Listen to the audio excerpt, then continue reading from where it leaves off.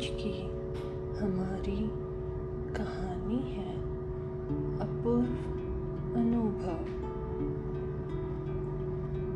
सभागार में शिविर लगने के 2 दिन बाद तोतो चान के लिए एक बड़ा साहस करने का दिन आया। इस दिन उसे यासुकी चान से मिलना था।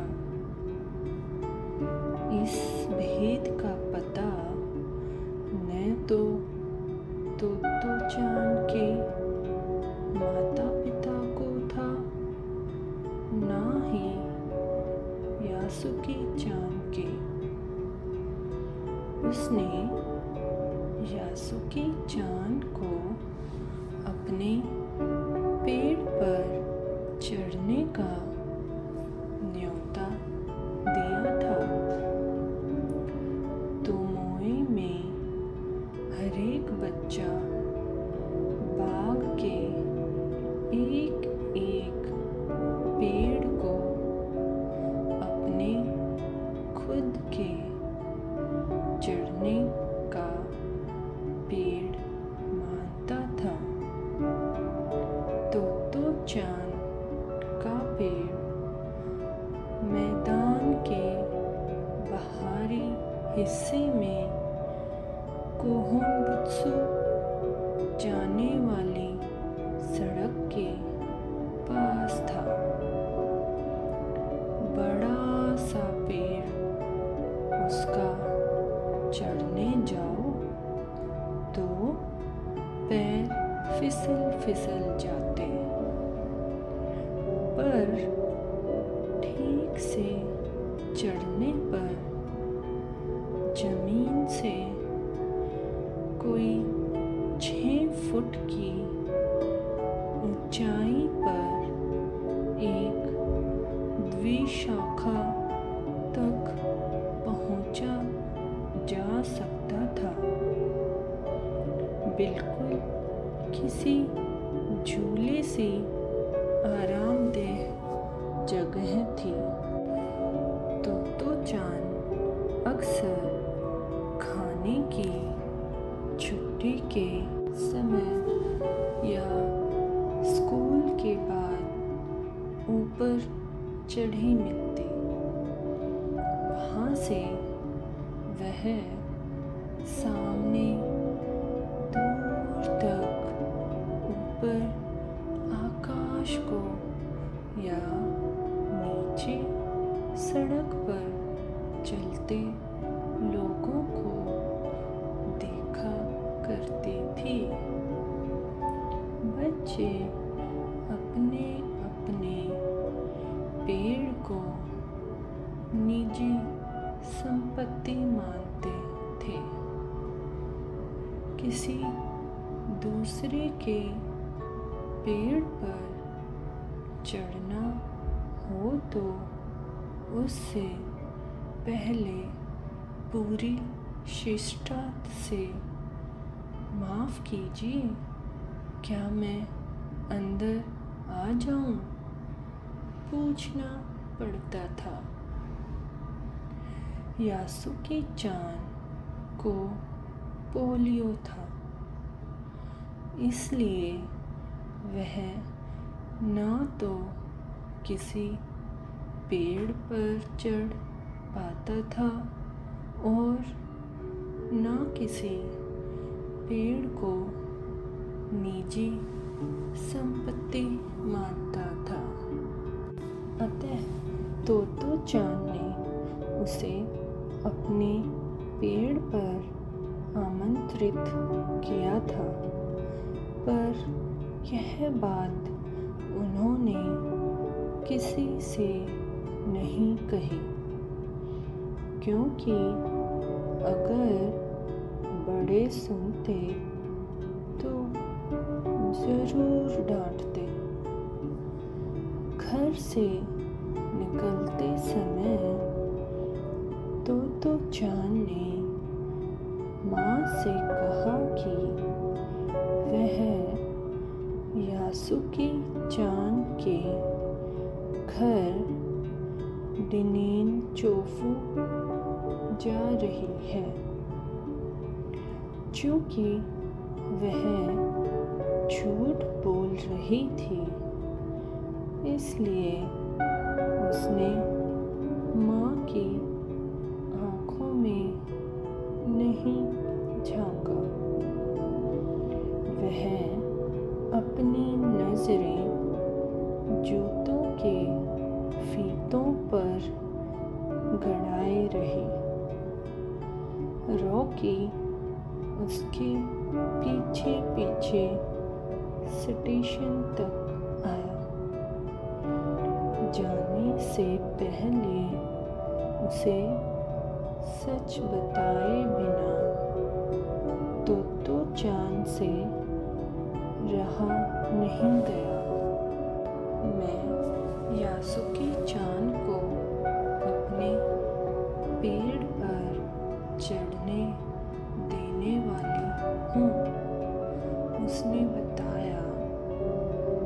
जब तोतो चान स्कूल पहुँची तो रेल पास उसके गले के आसपास हवा में उड़ रहा था। यासुकी चान उसे मैदान में क्यारियों के पास मिला। गर्मी की छुट्टियों के कारण सब सूना पड़ा था। यासुकी चान उससे कुल एक ही वर्ष बड़ा था, पर तोतो चान को वह अपने से बहुत बड़ा लगता था। जैसे ही यासुकी चान ने तोतो चान को देखा, वह पैर घसीटता हुआ उसकी ओर बढ़ा। उसके हाथ अपनी चाल को स्थिर करने के लिए दोनों ओर फैले हुए थे। तोतो चान उत्तेजित थे।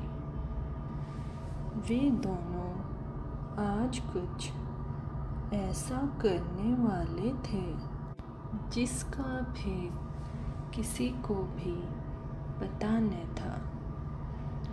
वह उल्लास में ठिठियाकर हंसने लगी। यासुकी चान भी हंसने लगा।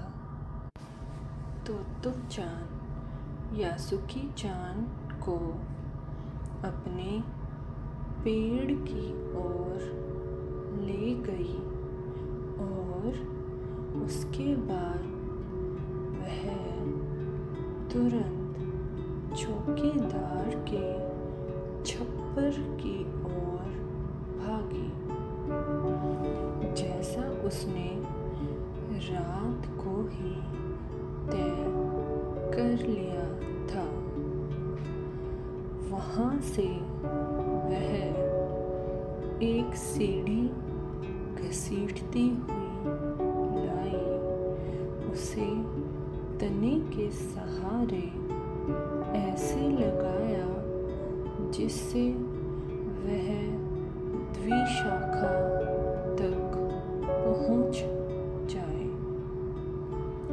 वह कुर्सी से ऊपर चढ़ी और सीढ़ी के किनारे को पकड़ लिया। तब उसने पुकारा, ठीक है, अब ऊपर चढ़ने की कोशिश करो। यासुकी चान के हाथ पैर इतने कमजोर थे कि वह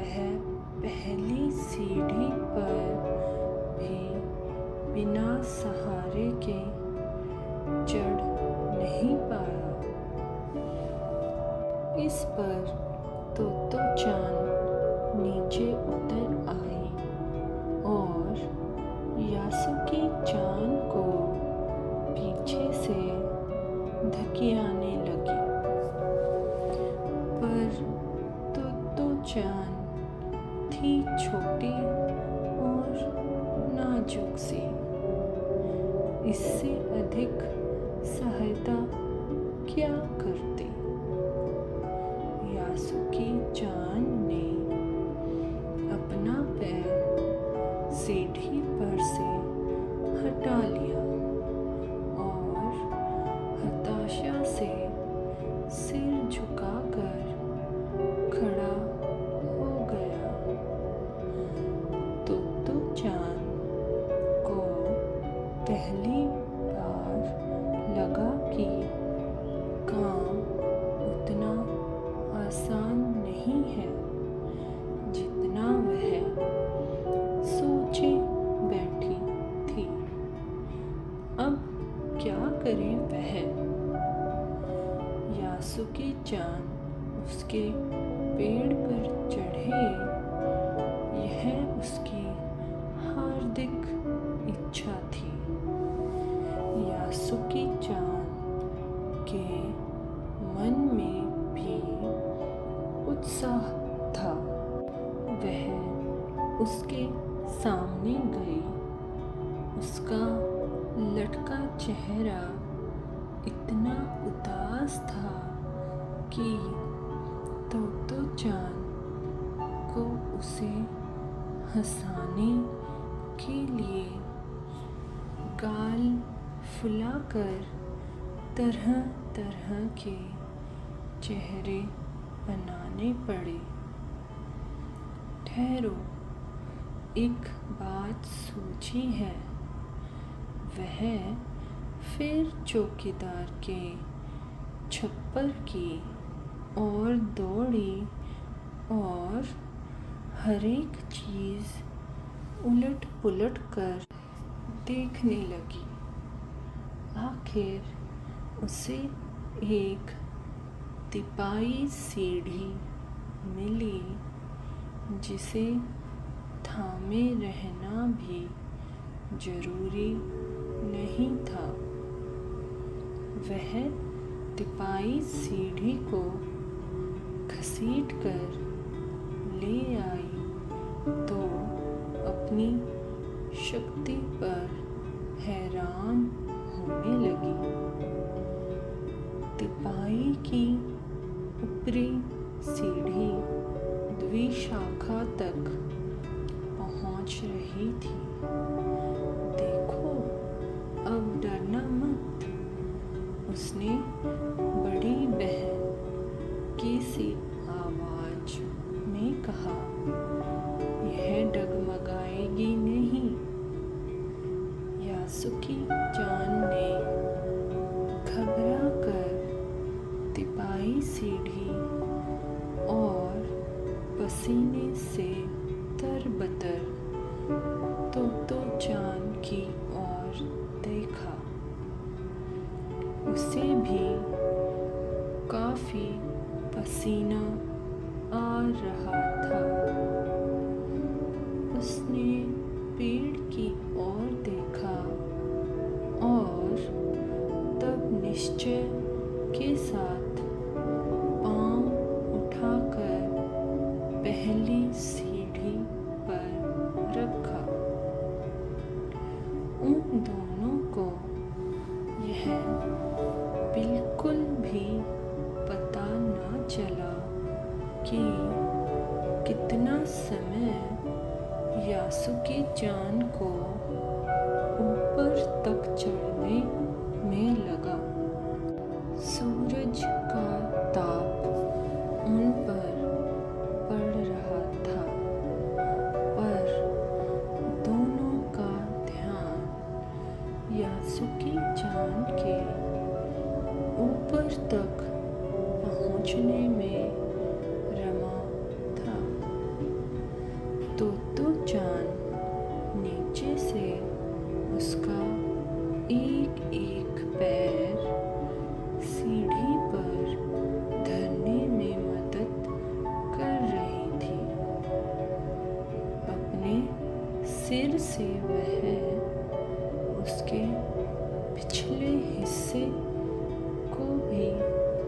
स्थिर करती रही। यासुके-चान पूरी शक्ति के साथ जूझ रहा था और आखिर वह ऊपर पहुंच गया। हुर्रे! पर उसे अचानक सारी मेहनत बेकार लगने लगी। तोत्तो-चान तो सीढ़ी पर से छलांग लगाकर द्विशाखा पर पहुंच गई, पर यासुके-चान को सीढ़ी से पेड़ पर लाने की हर कोशिश बेकार रही। यासुके-चान सीढ़ी थामे तोत्तो-चान की ओर ताकने लगा। तोत्तो-चान की रुलाई छूटने को हुई। उसने चाहा था कि यासुके-चान को अपने पेड़ पर आमंत्रित कर तमाम नई-नई चीजें दिखाए, पर वह रोई नहीं। उसे डर था कि उसके रोने पर यासुके-चान भी रो पड़ेगा। उसने यासुके-चान का पोलियों से पिचकी और अकड़ी उंगलियों वाला हाथ अपने हाथ में थाम लिया। उसके खुद के हाथ से वह बड़ा था, उंगलियां भी लंबी थी। देर तक तोत्तो-चान उसका हाथ थामे रही, तब बोली, तुम लेट जाओ, मैं तुम्हें पेड़ पर खींचने की कोशिश करती हूँ। उस समय द्विशाखा पर खड़ी तोत्तो-चान द्वारा यासुके-चान को पेड़ की ओर खींचते अगर कोई बड़ा देखता तो वह जरूर डर के मारे चीख उठता। उसे वे सच में जोखिम उठाते ही दिखाई देते, पर यासुके-चान को तोत्तो-चान पर पूरा भरोसा था और वह खुद भी यासुके-चान के लिए भारी खतरा उठा रही थी। अपने नन्हे-नन्हे हाथों से वह पूरी ताकत से यासुके-चान को खींचने लगी।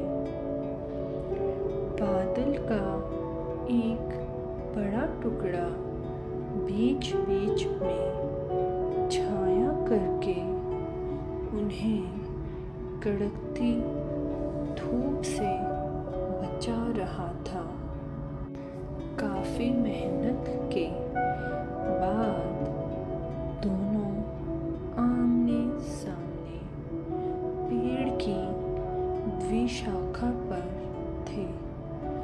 पसीने से तरबतर अपने बालों को चेहरे पर से हटाते हुए तोत्तो-चान ने सम्मान से झुककर कहा, मेरे पेड़ पर तुम्हारा स्वागत है। यासुकी-चान डाल के सहारे खड़ा था। कुछ झिझकता हुआ वह मुस्कुराया। तब उसने पूछा, क्या मैं अंदर आ सकता हूँ? उस दिन यासुकी-चान ने दुनिया की एक नई झलक देखी जिसे उसने पहले कभी न देखा था। तो ऐसा होता है पेड़ पर चढ़ना। यासुकी-चान ने खुश होते हुए कहा। वे बड़ी देर तक पेड़ पर बैठे बैठे इधर उधर की गप्पें लड़ाते रहे। मेरी बहन अमेरिका में है। उसने बताया है कि वहाँ एक चीज़ होती है, टेलीविज़न। यासुकी-चान उम्र से भरा बता रहा था। वह कहती है कि जब वह जापान में आ जाएगा तो हम घर बैठे बैठे ही सूमो कुश्ती देख सकेंगे। वह कहती है कि टेलीविज़न एक डिब्बे जैसा होता है। तोतो-चान उस समय यह तो न समझ पाई कि यासुकी-चान के लिए जो कहीं भी दूर तक चल नहीं सकता था, घर बैठे चीज़ों को देख लेने के क्या अर्थ होंगे। वह तो यह ही सोचती रही कि सूमो पहलवान घर में रखे किसी डिब्बे में कैसे समा जाएंगे। उनका आकार तो बड़ा होता है, पर बात उसे बड़ी लुभावनी लगी। उन दिनों टेलीविज़न के बारे में कोई नहीं जानता था। पहल यासुकी-चान ने तोतो-चान को उसके बारे में बताया था। पेड़ मानो गीत गा रहे थे और दोनों बेहद खुश थे। यासुकी-चान के लिए पेड़ पर चढ़ने का यह पहला मौका